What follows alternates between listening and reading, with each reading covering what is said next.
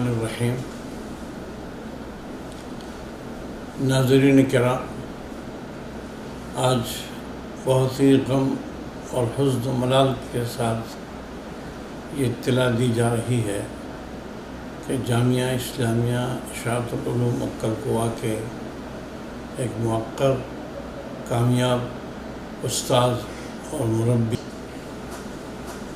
اللہ کو پیارے ہو گئے۔ انا للہ و انا الیہ راجعون۔ مولانا عبدالرحیم صاحب پٹیل رویدرا کے رہنے والے، جن کو میں ان کی زندگی کے 9ویں سال میں 9 سال کی جب ان کی عمر تھی، اس وقت میں مظاہر علوم میں دور حدیث میں تھا۔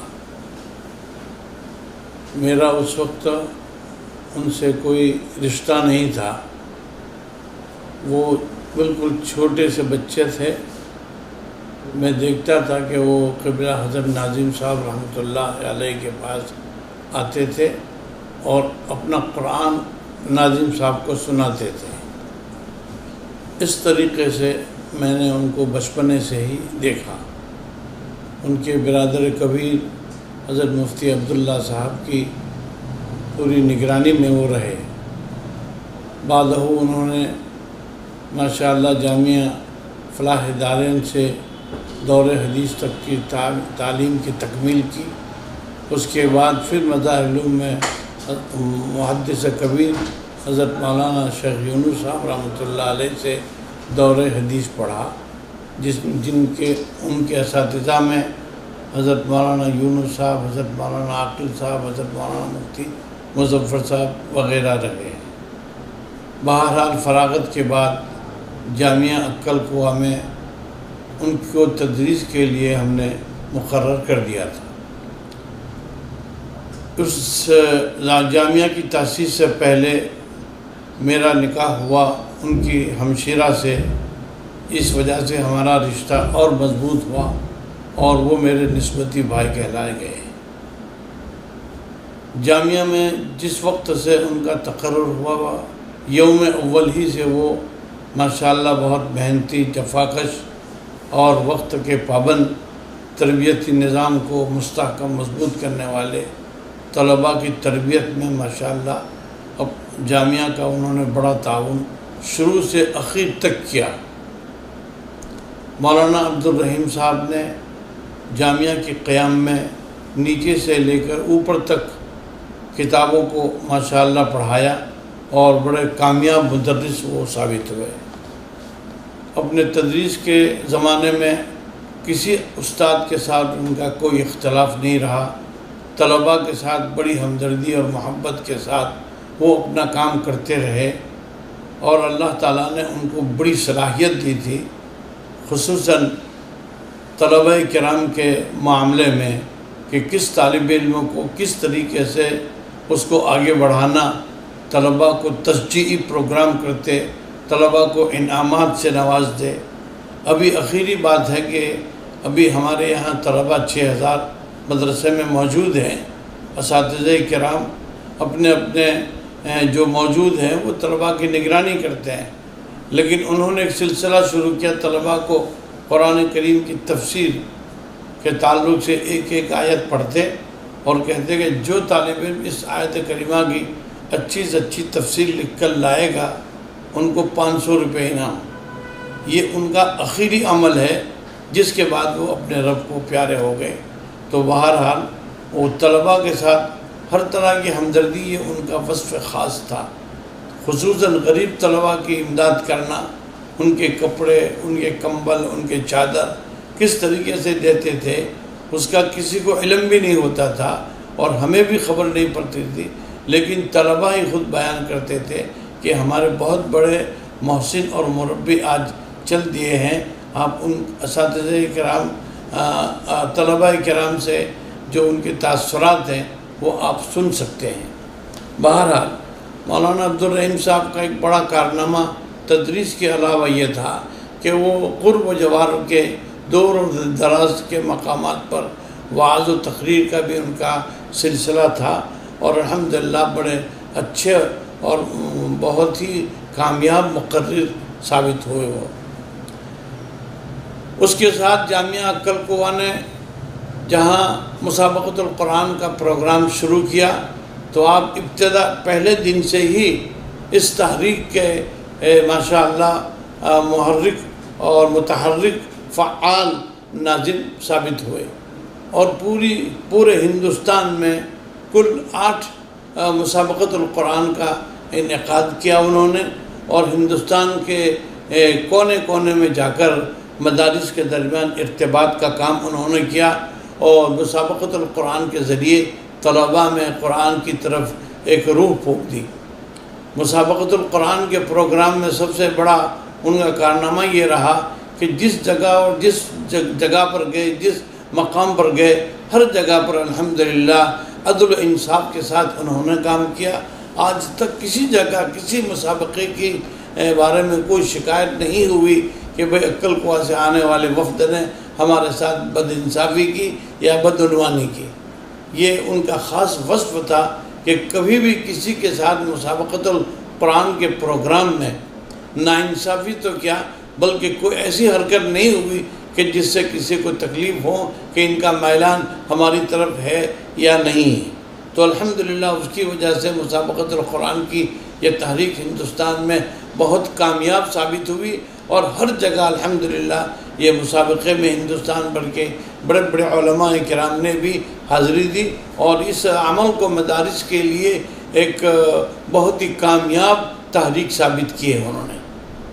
مولانا عبدالرحیم صاحب کے بارے میں آپ کو بہت لمبی بات نہیں کر سکوں گا، وجہ یہ کہ ماشاءاللہ ہمارے جامعہ کے طلباء جو ان کے شاگرد کہلاتے ہیں، جو کئی سالوں سے فارغ ہو رہے ہیں، انہوں نے بہت کچھ لکھا ہے جو آپ کے سامنے آ جائے گا۔ مولانا عبدالرحیم صاحب ایک کامیاب مدرس، ایک کامیاب مقرر، ایک کامیاب خطیب، ایک کامیاب ناظم، اور الحمدللہ جامعہ کے مالیات کی وصولی میں بھی ان کا ایک خاص انداز تھا۔ وہ اس طریقے سے مالیات کی وصولی میں کام کرتے تھے کہ کسی کو پتہ بھی نہیں چلتا تھا، اور الحمدللہ اس میں بھی اللہ تعالیٰ نے انہیں بڑی کامیابی دی تھی۔ چنانچہ انہوں نے لندن، بارباڈوس وغیرہ کے سفر بھی کیے، اور اس سفر کے درمیان میں بھی وہاں کے لوگوں نے جو رپورٹ دی، کہا کہ بھئی مولانا عبدالرحیم صاحب تو اس طرح کام کرتے ہیں گویا مہمان آئے ہیں، اور لوگ ان کا اکرام بھی ایسے ہی کرتے ہیں کہ جیسے بھی مولانا عبدالرحیم صاحب ہمارے مہمان ہیں۔ جامعہ اصولی کے معاملے میں بھی انہوں نے بڑی امانت داری، دیانت داری سے کام لیا، اور کبھی اپنے مفاد کی کوئی کام نہیں کیا۔ اپنے مفاد تو کبھی انہوں نے سامنے رکھا ہی نہیں۔ بہرحال ایک بہت بڑا ان کا وصف تھا امانت داری، دیانت داری، اور ان کے اثرات ان کے طلباء پر بھی پائے جاتے ہیں۔ لندن کے سفر میں ماشاءاللہ ہر جگہ اصلاحی بیانات کرنا اور وہاں کے مشائخین علماء سے ملنا جلنا، یہ ان کا خاص امتیاز رہا۔ بارباڈوس سے ابھی مولانا رفیق صاحب کا فون آیا کہ بھئی مولانا کے انتقال کی ہمیں خبر ہوئی، ہم تو تصدیق ہی نہیں کر رہے تھے، لیکن قضاء و قدر کی بات ہے، یہ تو حکم ماننا ہی پڑے گا۔ مولانا رفیق صاحب نے کہا کہ مولانا عبدالرحیم صاحب بارباڈوس آئے، اور بارباڈوس کے اندر میں ہمارے یہاں اصول ہے کہ بھئی اس کے لیے کمیٹی کو پہلے کہنا پڑتا ہے، اور کمیٹی وقت دیتی ہے، لیکن اس اللہ کے بندے نے آ کر پہلی ہی مجلس کے اندر میں ناشتے اوپر ہی انہوں نے اپنا کام کر لیا۔ اس طریقے سے وہاں کے لوگوں نے بھی ماشاءاللہ ان کے ساتھ جو رویہ کیا وہ ایک مثالی کام ہوا ہے۔ بہرحال مولانا عبدالرحیم صاحب ایک اچھے مدرس، میرے رشتے کے بعد میں چل کے ہم تو آپس میں وہ میرے نسبتی بھائی ہیں، اور ماشاءاللہ مولانا عبدالرحیم صاحب نے اس رشتے کا بھی خوب خیال رکھا۔ میرے لیے سب سے بڑی راحت کی بات یہ تھی کہ میں ہوں یا نہ ہوں، جامعہ میں کوئی بھی باہر کا مہمان آیا، ملکی غیر ملکی، کوئی بھی جانا پہچانا انجانا، سب کے لیے وہ ایک یکساں ہوتے تھے، اور میری غیر حاضری میں تو وہ بالکل چوکنے رہتے تھے۔ ہر مہمان کا اکرام اس کے مطابق کرتے تھے، اور میری غیر حاضری کو بالکل وہ مہمان کے سامنے گویا کہ معلوم ہی نہیں ہوتا تھا کہ مولانا ہے یا نہیں. یہ ان کا خاص وصف رہا کہ مہمان نوازی، اسی طریقے سے وقت کی پابندی، اسی طریقے سے صبح سویرے جلدی اٹھنا، اور جلدی اٹھ کر مولانا عبدالصمد صاحب کے ساتھ تھوڑی دیر بیٹھ کر طلباء کو اٹھانے کا ذمہ داری انہوں نے اپنے ذمہ لی تھی. ان کے ذمہ کوئی فرض نہیں تھا، لیکن ان کا اخلاقی فریضہ تھا کہ وہ جاتے اور بڑی محبت سے طلباء کو نماز فجر کے لیے بیدار کرتے تھے. بہرحال یہ ان کی کیا کیا اوصاف میں آپ کے سامنے بیان کروں. آپ مدرس ہونے کے ساتھ وہ مربی بھی تھے. مربی ایسے تھے کہ طلباء کو ہر طرح سے تیاری کرتے تھے. انجمن کے شعبوں کے اندر میں بھی ہر طالب علم کو بولنے کی صلاحیت کیسے پیدا ہو، یہ ان کا وصف خاص تھا. اور جب بیمار پڑے، اور ان کا بیمار جب پڑے تو صرف معمولی بات ہو گئی کہ انہیں قے آنا شروع ہوئی. السلام ہاسپٹل میں انہوں نے داخلہ لیا، لیکن انہیں کوئی زیادہ خاص فرق نہ ہونے پر مجھے کہا کہ مجھے انکلیشور مولانا حنیف صاحب کی ویل کیئر میں جانا ہے، وہاں ڈاکٹر انار والا ہے، وہ اس سے میرا کچھ تعلق ہے اور وہ میرے ڈاکٹر رہ چکے ہیں. تو میں نے کہا کہ آپ ضرور جائیے وہاں. چنانچہ ایمبولینس ان کے لیے تیار کی گئی. ایمبولینس کے تعلق سے انہوں نے کہا کہ بھئی ایمبولینس میرے گھر پر نہ لائیے، کیونکہ لوگ سمجھیں گے کہ میں بہت بیمار ہو گیا. اور ایمبولینس کو ہاسپٹل سلام میں رکھا اور اسکوٹر پر بیٹھ کر وہاں سلام تک پہنچے اور ہاتھ ہلا کر چلے گئے اور کہا کہ میں شام کو آ جاؤں گا. لیکن انہیں نہیں پتا تھا کہ وما تدری نفس بأی ارض تموت، کسی نفس کو پتہ نہیں کہ وہ کس زمین پر مرنے والا ہے. بہرحال وہ اپنے وہاں سے چلے گئے انکلیشور، اور انکلیشور ایک دن رہے، اور رات ہی کو اللہ تعالیٰ کو کی آواز، اللہ کی طرف سے ندائے غیبی آنے پر اللہ کی طرف سے ان کے ساتھ جو معاملہ ہوا، اللہ تعالیٰ ان پر رحم کا معاملہ فرمایا کہ اٹیک آیا اور وہ اپنے رب کو جا ملے.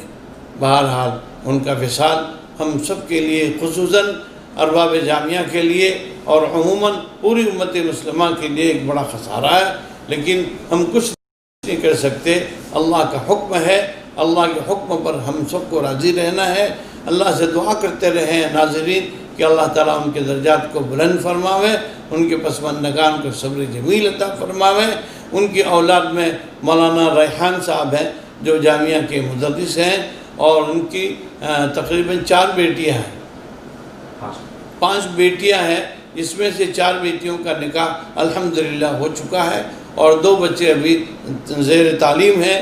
دعا کرے کہ اللہ تعالیٰ ان بچوں کی نگہبانی فرماوے، ان کی حفاظت فرماوے، اور ان کو ان کے والدین کے لیے صدقہ جاریہ بنائے. اللہ تعالیٰ ان کے بال مغفرت فرماوے اور درجات کو بلند فرمائے. وما توفیق الا باللہ.